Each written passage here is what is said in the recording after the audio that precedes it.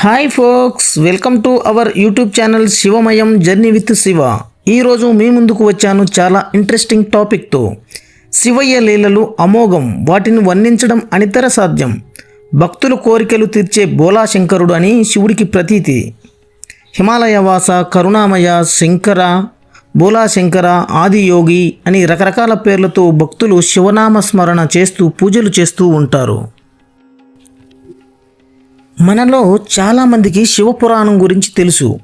చాలామంది తపస్సు చేసి మరియు వారు చేసే కార్యక్రమాల ద్వారా శివానుగ్రహం పొందారు.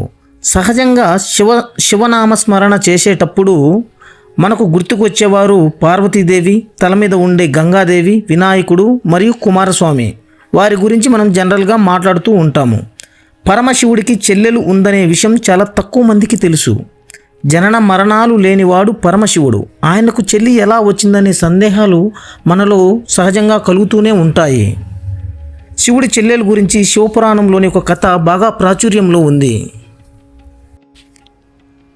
శివ మహాపురాణం ప్రకారం శివుడు పార్వతీదేవిని వివాహమాడిన అనంతరం కైలాసానికి తీసుకొని వస్తాడు. శివుడు అనునిత్యం ధ్యానంలో నిమగ్నమై ఉంటాడు. కైలాసంలో అందరూ మగవాళ్ళే ఉంటారు. తనతో మాట్లాడేందుకు ఒక ఆడపడుచు కూడా లేదని చాలా బాధపడుతూ పార్వతీదేవి ఒకనాడు శివుడికి తన బాధను వెళ్ళబోసుకుంటుంది. ఆ బాధ తీరాలంటే తనకు ఆడపడుచు ఉంటే బాగుంటుందని మనసులో కలిగిన కోరిక గురించి శివుడికి విన్నవిస్తుంది. సరస్వతీదేవి తనకు చెల్లెల వరుస అవుతుందని శివుడు చెప్తాడు. కానీ ఆమె ఎన్నో పనుల్లో నిమగ్నమై ఉంటుంది. తనతో గడిపేందుకు సమయం ఉండదని పార్వతీదేవి అంటుంది. దీంతో పరమశివుడు తన శక్తిని ఉపయోగించి అచ్చం తనలాగే ఉండే ఒక ఆశావరిని సృష్టించాడు. ఆశావరి చూసేందుకు శివుడి మాదిరిగానే పులి చర్మం ధరించి ఉంటుంది. జుట్టు విరబోసుకొని ఉంటుంది. కాస్త చూసేందుకు అసహ్యంగా ఉంటుంది. శివుడు సృష్టించిన ఆశావరిని చూసేసరికి పార్వతీదేవి ఆనందానికి అవధులు లేవు. వెంటనే పార్వతీదేవి ఆశావరిని ఇంటికి తీసుకొని వెళ్తుంది. తనని స్నానం చేయించి అందంగా ముస్తాబు చేస్తుంది. తనకి బాగా ఆకలిగా ఉందని అనడంతో పార్వతీదేవి ఆమె కోసం రుచికరమైన వంటకాలు చేయించి పెడుతుంది.